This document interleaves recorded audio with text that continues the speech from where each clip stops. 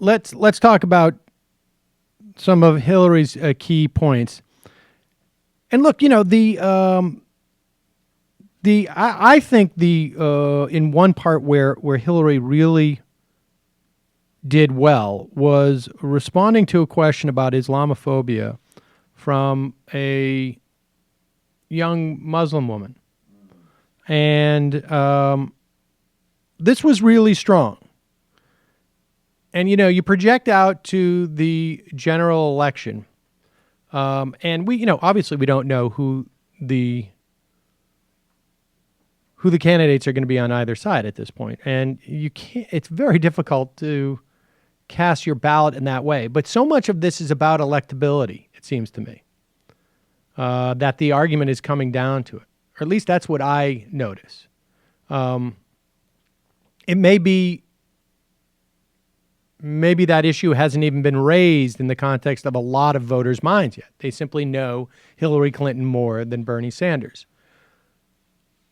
Obviously, a big part of it is also Hillary Clinton would be the first female president. That is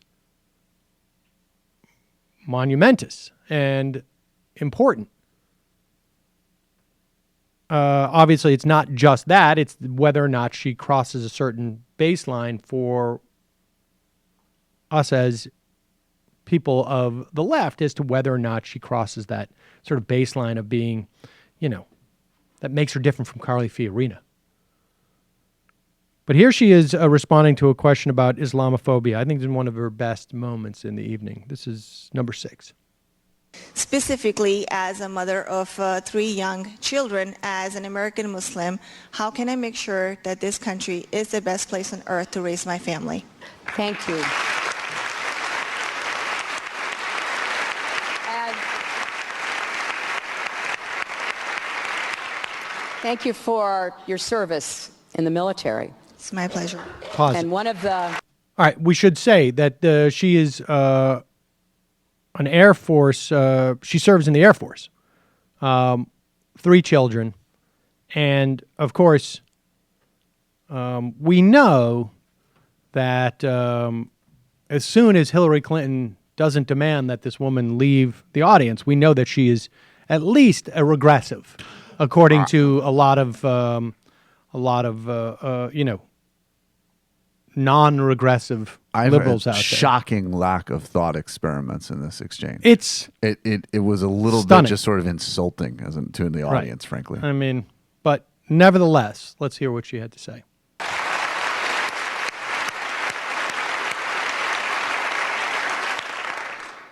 One of the most distressing aspects of this campaign has been the language of Republican candidates, particularly their frontrunner, that insults, demeans, denigrates different people. He has cast a wide net. He started with Mexicans. He's currently on Muslims. But I found it particularly harmful the way that he has talked about Muslims, American Muslims, and Muslims around the world. And I've called him out continuously about that. It's not only shameful and contrary to our values to say that people of a certain religion should never come to this country, or to claim that there are no real people of the Muslim faith who share our values, and to have the kind of dismissive and insulting approach. It's not only shameful and offensive, which it is. I think it's dangerous, and it's dangerous in several ways. It's dangerous because American Muslims deserve better, and now their children and they are the target of Islamophobia, of threats. I've met a number of parents who have said their children are afraid to go to school because they are worried about how they will be treated. And we cannot tolerate this. And we must stand up and say, every person in this country deserves to be treated with respect. I thought that was pretty impressive for a regressive.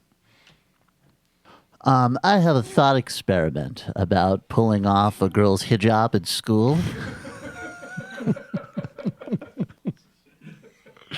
No, don't be intellectually dishonest and take what I've said out of context. Take a girl who has a hijab. She would be more likely to support ISIS. Is that correct? And if you were to not pull her turban off, in a sense, she would clearly be more likely to support ISIS than someone who is wearing, let's say, a nun's habit. Yes. Nope. Is that not correct? I mean, is that in any way refutable by logic? A 30 Rock T-shirt, ironically, versus someone who is wearing a Pakistani headscarf. Think about it. Use logic.